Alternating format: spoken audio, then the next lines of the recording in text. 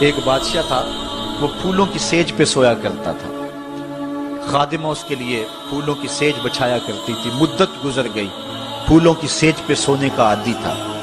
ایک دن خادمہ نے سوچا، لونڈی نے سوچا، روزانہ بادشاہ اس سیج پہ سوتا ہے، پتہ نہیں کیا لطف ہوگا۔ کمر سیدھی کرنے کے لیے، اس سیج کا لطف اٹھانے کے لیے وہ بھی لیٹ گئی۔ سیج تیار کرنے کے بعد ایک لمحے کے لیے کمر سیدھی کی تو سارے دن کی تھکی ہوئی تھی، آنکھ لگ گئی۔ بادشاہ وقت پر اپنے اجلا میں داخل ہوا، اپنے اس خاص کمرے میں داخل ہوا تو ایک لونڈی کو پھولوں کی سیج پہ سویا ہوا دیکھا تو غیرت سے جل بن کے کباب ہو گیا۔ ایک لونڈی کی یہ اوقات کہ بادشاہ کی سیج پہ سوئے۔ اس نے جلاد کو بلایا، کہا اس کو الٹا لٹکاؤ اور اتنا مارو کہ اس کی جان نکل جائے، تاکہ باقی خدام کو پتہ چل جائے کہ بادشاہوں کی سیجیں، ان کے بستر، ان کے گھر کتنے مقدس ہوا کرتے ہیں۔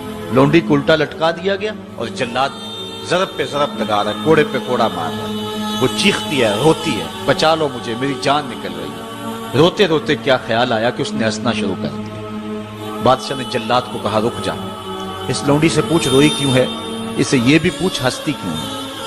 جلاد نے کہا لونڈی بتا روتی کیوں ہے۔ اس نے کہا تجھے نہیں پتا جب کوڑا لگتا ہے تو جان نکلنے کو آتی، نزا کا عالم طاری ہو جاتا ہے۔ کہا یہ تو سمجھ ہے، لیکن ہنستی کیوں ہے؟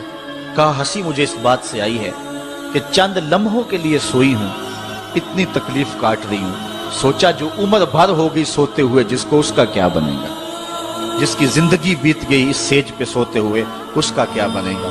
صاحبو، یہ دنیا پھولوں کی سیج نہ بنائیں، اس دنیا کو اللہ کی عبادت کے لیے گزاریں، ذکر فکر میں گزاریں، سحری کے وقت اٹھ کے مصلی پہ کھڑا ہو کے رونا سیکھیں، اللہ کے حضور آئیں، سارے کام چھوڑ دیں، رزق کی تلاش میں رازق کو بھول نہ جائیں۔ تم سمجھتے ہو دکان بند کر کے چلے گئے تو شاید میری آج کی سیل کم ہوگی۔ سیل دینے والا، رزق دینے والا، رزق کے دروازے کھولنے والا وہ رب ہے۔ جاؤ اس کے حضور جاؤ اور جا کے اس سے مانگو، مالک، رزق کا مالک بھی تو ہے، تیرے ہاتھ میں سارے خزانے ہیں، میری مدد فرما۔ دیکھنا کہ رحمتوں کے کس طرح دروازے کھلتے ہیں اور جو تمہیں ملتا ہے اس میں برکت کتنی ہوتی ہے۔ آج ہر بندہ یہ کہہ رہا ہے کہ میرے کاروبار میں برکت نہیں ہے، لاکھوں کماتا ہوں، پتہ نہیں چلتا جاتے کدھر ہیں۔ مسئلہ اصل ہے یہی کہ رزق میں بے برکتی آ گئی ہوئی ہے، اس لیے کہ ہماری پیشانی میں سجدے نہیں رہے، ہماری آنکھوں میں حیا نہیں رہا، ہمارے لبوں پہ قرآن کے نغمے نہیں رہے، ہماری سوچوں میں پاکیزگی نہیں رہی اور خیالوں میں طہارت نہیں رہی۔ آج غلاظت ہی غلاظت، گند ہی گند، اور جو ہے وہ شہوت ہی شہوت اور بے حیائی ہی بے حیائی آنکھوں میں، نظروں میں، خیالوں میں بھر دی گئی ہے۔ بازار میں چلے جائیں، گھر چلے جائیں، گھر کا دروازہ بند کر کے، مقفل کر کے بھی گھر آپ سمجھتے ہیں کہ میں محفوظ ہو گیا ہوں، آج تو وہاں بھی محفوظ نہیں رہا جاتا۔ عجیب صورتحال بنی ہوئی ہے۔ اپنے گھروں کو ان ساری شرارتوں سے پاک کرو اور اپنی نظروں کو پاکیزگی سکھاؤ، پھر دیکھنا کہ کس طرح برکتیں ہوتی ہیں اور کس طرح رحمتیں ہوتی ہیں۔ عبادت کے دو مفہوم حضرت امام رازی نے بیان فرمائے ہیں۔ آپ فرماتے ہیں التعظیم لامر اللہ، عبادت کا مفہوم یہ ہے کہ اللہ کے امور کا، اس کے حکم کی تعظیم کی جائے۔ اللہ تعالیٰ جل شانہ کا حکم ہے تو دل جھک جائیں اس کے حضور اور اس کو ہی بڑا جانا جائے۔ اور دوسری بات والشفقۃ علی خلق اللہ، عبادت کا مفہوم یہ ہے کہ مخلوق خدا پر شفقت کی جائے۔ حضرت امام غزالی نے اربعین کے اندر لکھا کہ عبادت کی 10 قسمیں، ان میں سے پہلی قسم نماز ہے جو عبادات میں سب سے اہم اور سب سے بڑی عبادت ہے۔ دوسری قسم زکوٰۃ ہے، تیسری قسم روزہ ہے، چوتھی قسم حج ہے، پانچویں قسم تلاوت کلام مجید ہے، اور چھٹی قسم ہر وقت ذکر الہی میں رہنا ہے، ساتویں قسم حلال رزق کے لیے کوشاں رہنا ہے، اور آٹھویں قسم پڑوسی، ہمسائے، ساتھی اور دوستوں کے حقوق ادا کرنا ہے، اور نویں قسم امر بالمعروف اور نہی عن المنکر کرنا ہے، اور 10ویں قسم اتباع رسول صلی اللہ علیہ وآلہ وسلم کرنا ہے۔ یہ عبادت کی صورت ہے۔ اب معاشرے کے اندر کچھ لوگ تو عبادت کرتے نہیں اور ان کا عبادت نہ کرنا غفلت کی وجہ سے۔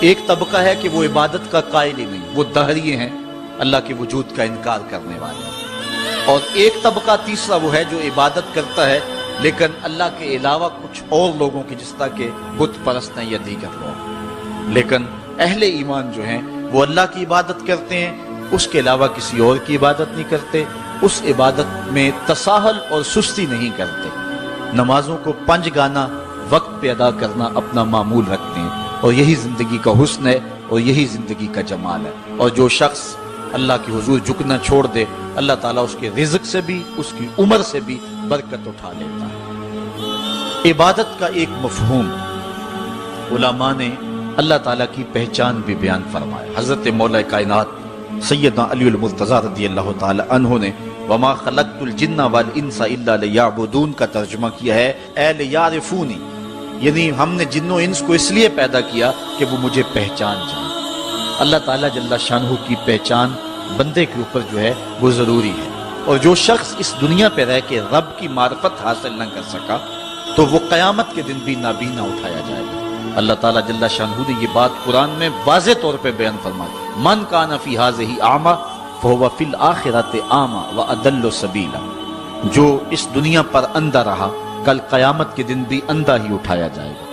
اس سے ان آنکھوں کی جو ہے وہ بے نوری مراد نہیں ہے، وہ تو حدیث میں آتا ہے جو آنکھوں سے آزمایا گیا کل قیامت کے دن اس کو اللہ جزا دے گا۔ اس سے دل کی بے نوری مراد ہے۔ ساری زندگی گزار دی، کاروبار کا پتہ کیسے کرنا ہے، سیاست کا پورا پتہ ہے کیسے کرنی ہے، ایک ایک امر کا پتہ ہے، ہر چیز کا پتہ ہے، نہیں پتہ تو جس نے پیدا کیا ہے، جو ہمارا خالق ہے، جو ہمارا رازق ہے، جو ہمارا مالک ہے، ہم لمحہ لمحہ ایک ایک ساتھ ایک ایک گھڑی جس کے محتاج ہیں۔ شیخ سعدی فرماتے ہیں سانس اندر جائے تو پھر بھی اس کے محتاج ہے، اندر سے خیریت سے باہر آئے تو پھر بھی اس کے محتاج ہے، اگر اندر والا باہر نہ آئے تو پھر بھی موت، باہر والا اندر نہ جائے تو پھر بھی موت۔ تو ہم ایک سانس میں کئی بار اس کے محتاج ہیں اور لمحہ لمحہ اس کے محتاج ہیں، جو ہماری ہر ضرورت کی کفالت کرنے والا ہے، جو ہمارا خالق بھی ہے، رب بھی ہے، مالک بھی ہے اور ضروریات کا کفیل بھی ہے، اور اس کو ہم نہیں پہچانتے۔ باقی ہر دنیا کی چیز ہمیں آتی ہے،